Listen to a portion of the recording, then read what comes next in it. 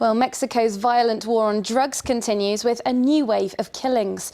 In the past fortnight, 72 immigrants have been massacred in the north of the country and 2 town mayors murdered. Drugs gangs are thought to be behind the killings.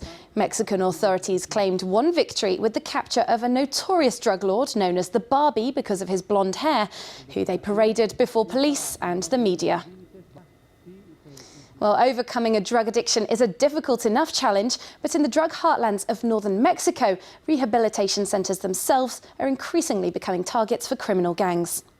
Those killed are often members of rival gangs. In the latest massacre, 19 young patients at a rehab centre in Chihuahua were shot in the middle of the night.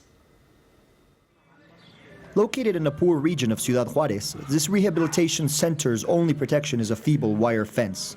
Here live a score of patients who want to get over their addictions. 20 men marked by a past full of violence and gang rivalry.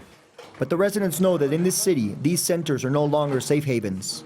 Gangs don't love to see their members cleaning their lives up or their enemies seeking refuge in an institution.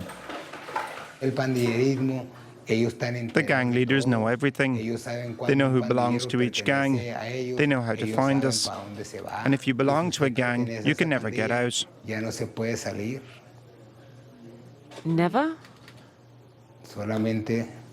Never. Or only going underground. By that I mean dead. Miguel wants to continue with his treatment despite the apparent danger.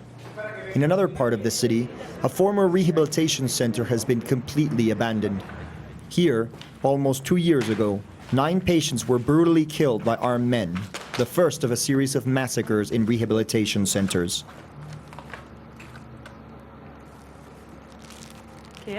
It's the Bible. It was a Christian center? Yes, most of them are. Miguel is a local journalist. He arrived at the site just after the shooting. They found the bodies in their room over here, and some of them there, in the courtyards on the ground. The shooters came in here and gunned them down. Inside, a graffiti, the tribute for a member of the gang lost that night. In the past 2 years, more than 50 young patients have been killed in similar attacks just in Ciudad Juarez. They were taken by surprise in the middle of the night. Sometimes only one patient was the target, but the criminals didn't want to leave any witnesses behind.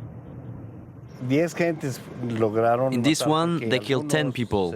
Actually, some survived because they were asleep on the roof. They were saved. But they killed everybody who was asleep on the ground floor.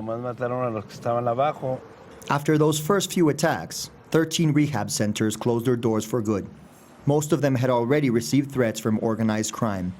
The management disappeared without leaving a trace, while hundreds of patients had to cope on their own.